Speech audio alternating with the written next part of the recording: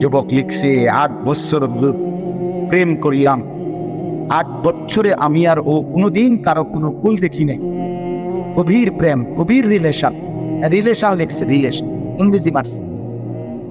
8 বছর পরে বিয়ে করলাম, এখন 1 বছর না চাইতে সংসারটা জাহান্নামের টুকরা হয়ে গেছে। সরাসরি নওজোয়ান যুবক, কেন? এখন আমার স্ত্রী মনে করে আমি নাকি অন্য মেয়ের সাথে সম্পর্ক। আমার কাছেও 24 ঘন্টা মনে হয় আমার স্ত্রী অন্য ছেলের সাথে।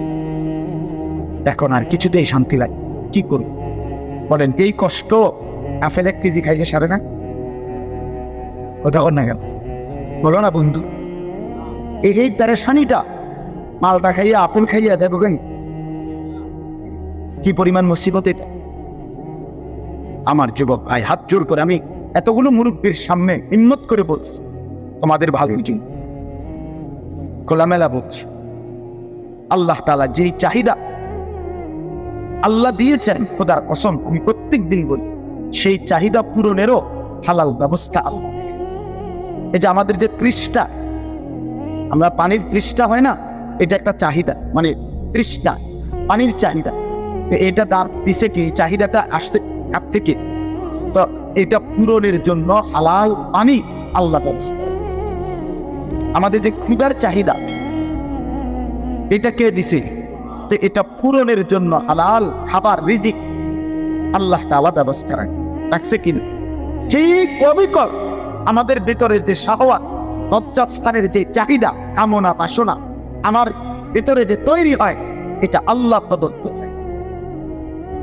এটা আমাদের সৃষ্টি না, আমাদের তৈরি না। কথা বুঝেন নাই? এটা কার, কে দিছে? এটা আল্লাহ বলেন আমি দিছি।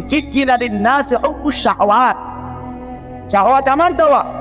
আল্লাহ বলেন যেটা আমি চাহিদা দিয়েছি, যেগুলো চাহিদা, খোদার কসম আল্লাহ কোরআনে সূরা রোমে বলছে, আমার বান্দা প্রত্যেকটা পুরুষের দেহের অংশ থেকে আমি সেই চাহিদা পূরণের জন্য হালাল বৈধ স্ত্রী আমি ব্যবস্থা করেছি, আমি বোঝা।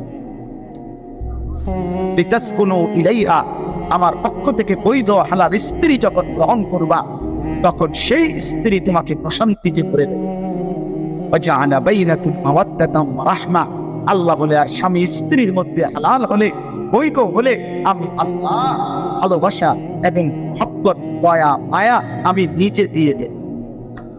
হযরত যায়েদ ইবনে সাবিত, আমি এটাই বলতে চাচ্ছি, নওজোয়ান ভাই শোনো ভাই, এই 10-16 বছরের তাগড়া সাহাবী কি কয়?